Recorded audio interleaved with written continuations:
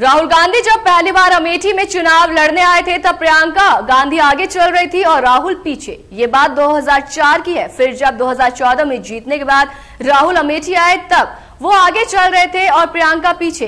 कहा गया कि अब राहुल ड्राइविंग सीट पर हैं। आज की तारीख में दोनों भाई बहन ड्राइविंग सीट पर हैं।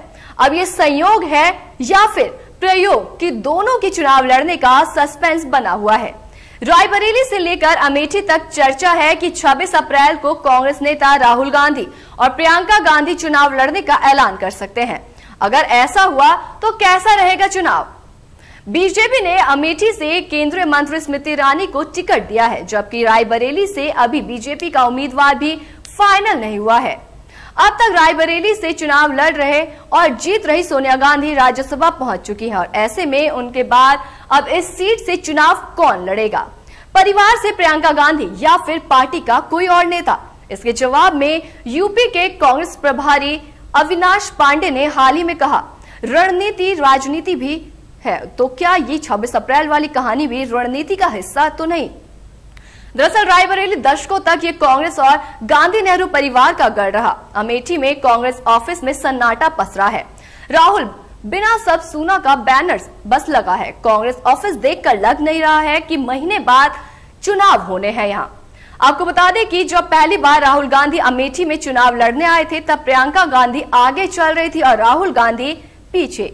ये बात 2004 की है। फिर जब 2014 में जीतने के बाद राहुल गांधी अमेठी आए तब राहुल गांधी आगे चल रहे थे और प्रियंका गांधी पीछे और कहा जा रहा था कि राहुल गांधी ड्राइविंग सीट पर है। आज की तारीख में वैसे दोनों भाई बहन ड्राइविंग सीट पर। अब ये संयोग है या फिर प्रयोग कि दोनों के चुनाव लड़ने पर सस्पेंस बना है। दरअसल 2 महीने पहले ही राहुल गांधी न्याय यात्रा से लेकर अमेठी आए थे, पर माहौल कुछ खास नहीं बन पाया था।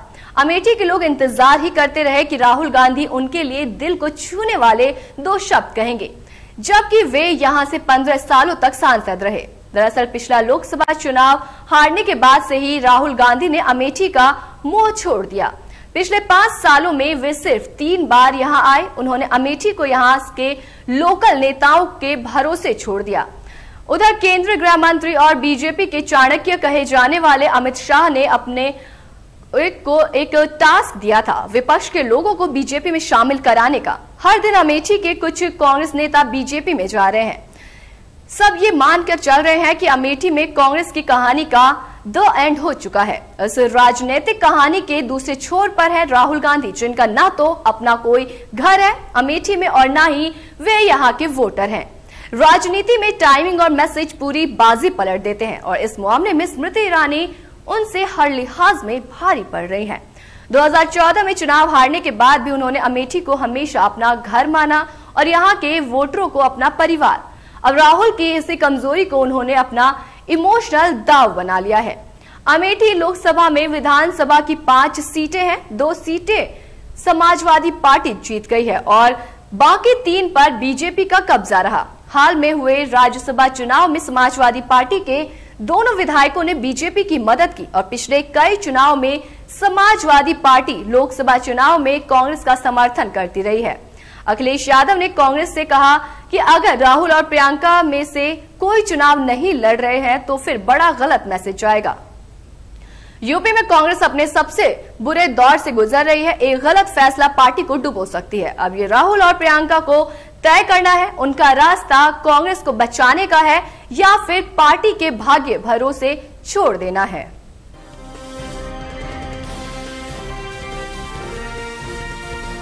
केलांचल टाइम्स, हर खबर पर हमारी नजर।